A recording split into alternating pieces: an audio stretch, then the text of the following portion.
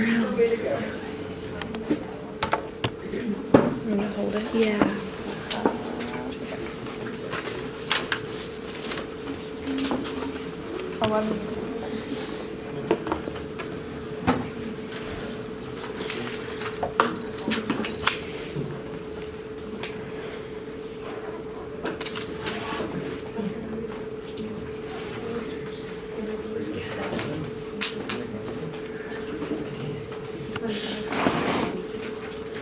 I can't see you guys this way.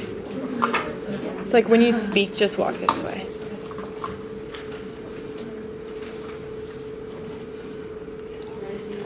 What group number are you in? 30. Yeah, there's a They can just cut that.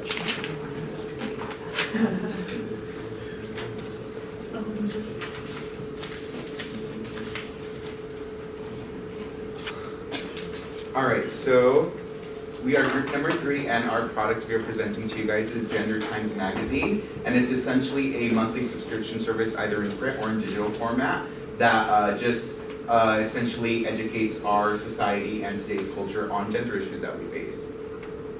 And so the sort of like the attention aspect of our presentation is, how many of you think gender equality of all kinds is an issue in today's society? Then this product is for you. Alright, so the need we're addressing today is gender issues such as women, men, and the LGBTQ plus community. One of the most heated and prominent discussions of today's society. Their voices need to be heard. Everyone has their own opinions on these subjects, but we believe more people should be open to educating themselves further on what they are for or against. Throughout these chapters of our magazine, we are hoping that you'll take the time to become more open-minded and become aware of these issues. The solution to gender issues can only be done if we act. We are the future of the world, so it's up to us to start making gender equality for all real. So my chapter was transgender issues. There are many assumptions to what a transgender is.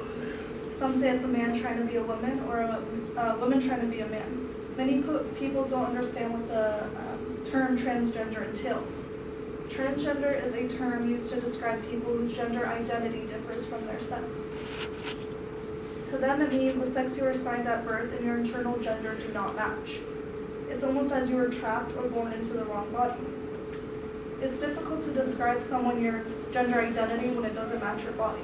So most transgenders seek to bring their bodies more into alignment with their gender identity through surgeries. Everyone has a sexual orientation, including transgenders.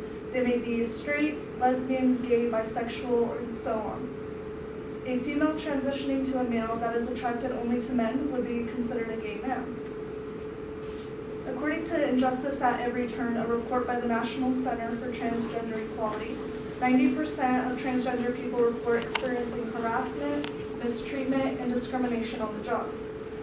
41% of respondents reported attempting suicide, compared to 1.6% of general population. Transgender people still cannot serve in the U.S. military and experience unemployment at twice the rate of general population. According to a new report by Summer Luke, shows rise in transgender legislation in 2016.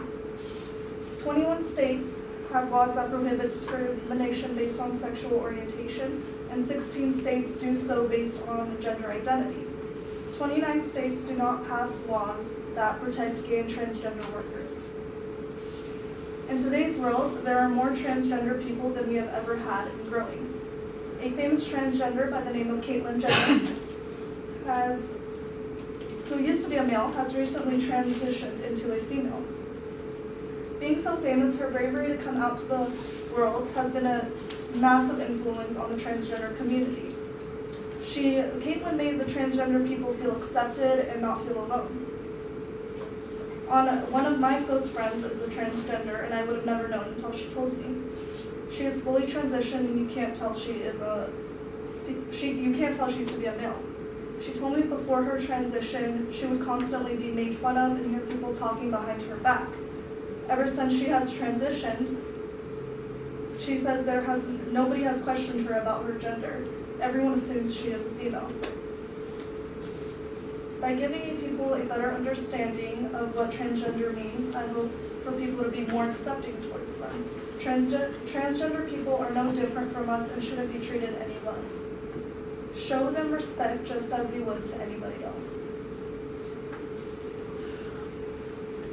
Alright, so my chapter is going to be on feminism and the LGBTQ, referring to the media part of it. All humans, male and female, should have equal political, economic, and social rights. That's just how it should be. And the whole idea behind feminism is to empower women, but it doesn't necessarily mean that they view all women as weak and oppressed. They just want society to see them as strong like they are.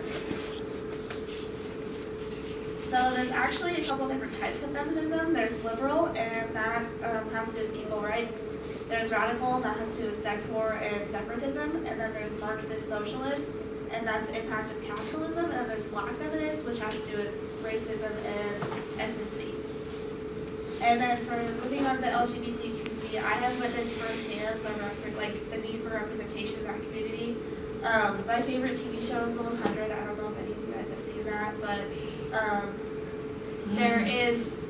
this was the first show to have a bisexual female lead ever, and then they actually introduced a lesbian, she's a lead character, and they ended up getting in a relationship, and it's like apocalyptic, so there's no labels, they don't know what like being homophobic is and things like that. It's just natural and normal, like how it should be.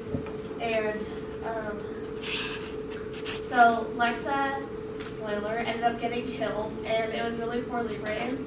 And spoiler, she got killed, and on social media, I was able to see.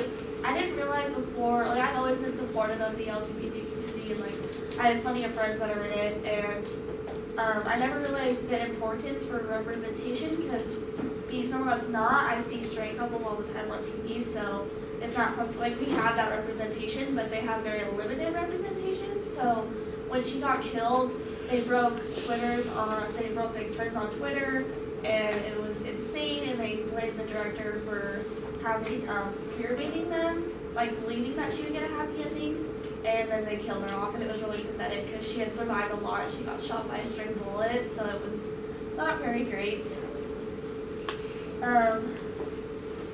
All they see is themselves. It's because there's such a limited amount of them on TV, they see themselves getting killed constantly and tortured, and they never get a happy ending. So that's how they feel that society sees them, is just getting bad treatment constantly.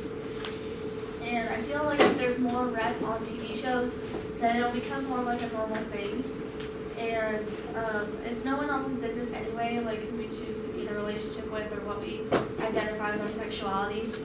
And it does have some positives because they can express themselves through the social media and through getting their word out how they feel. And a big thing that I think is there has been quite a few celebrities lately that have come out with their sexuality being something other than straight. So I have some examples, and there is Robin Williams, she's a news anchor. There's Sarah Ramirez, she's on Grey's Anatomy, if you guys know who that is. Bella Thorne, Ellen DeGeneres, there's Anderson Cooper, he's a news anchor as well. Frank Ocean, Kristen Stewart, Karen Elamine, and Sam Smith, the singer. The media can be really good, and it can also be really bad, but it gives the LGBTQ community a chance to express themselves when they can have social media like Twitter, Instagram, things like that. In conclusion, I think that we've made a lot of progress for their community and for their representation feeling welcome, but there's still a long ways to go. So yeah, this is what happened with Twitter. This is a picture. That's Lexa. It's a drawing of her, and there's 142K tweets and 202, and it was nuts. So my chapter is on sex versus gender. So essentially, in a nutshell, sex is the genitalia you are born with at birth. So either a vagina or a penis. We're college students, so we can say that here. And gender identity is essentially an umbrella term for tons of gender identities that exist. One being the most common, cisgendered, and I'm sure that's most of us in this room. And what cisgendered is essentially identifying with the gender you were assigned to at birth. So if you were born a male, you identify as a male throughout your life, or vice versa for a female.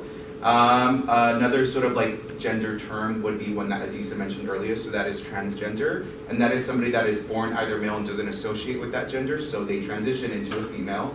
And another one sort of umbrella term is demigender, and demigender is somebody that sort of takes and pulls from each spectrum of female and male, and sort of has both those characteristics, but doesn't just justify with one. And sort of like my personal take on this is I sort of identify in that sort of like demi aspect, because I find myself having more female traits in the sense of like emotional, like creativity, self-expression, my theatrical sort of persona, and things like that more than I do with like the more manliness, I'm just there to provide sort of persona. And according to the International Journal of Choice Theory and Reality Therapy, quote, misunderstanding and fear of the unknown are likely the main influencers of the controversy around gender acceptance. So right here is essentially like a very small and simple infographic of the brain is essentially where gender is and self-expression, how you present yourself to the world, not down there. Gender is a spectrum, a range of expression, how you relate to yourself and a personal identity, and gender is not just male or female, or essentially a biological factor. So essentially with this sort of miscommunication and miseducation that we have, the reason why everybody sort of targets for a cisgender lifestyle where that's considered normal is because since the conception of time, it's always sort of been that rule of blue is for boys, pink is for girls, G.I. Joes are for boys. And sort of through our product and our magazine, we sort of want to break those barriers and teach the world that it's not just so black and white and that there's this large umbrella for people to express themselves.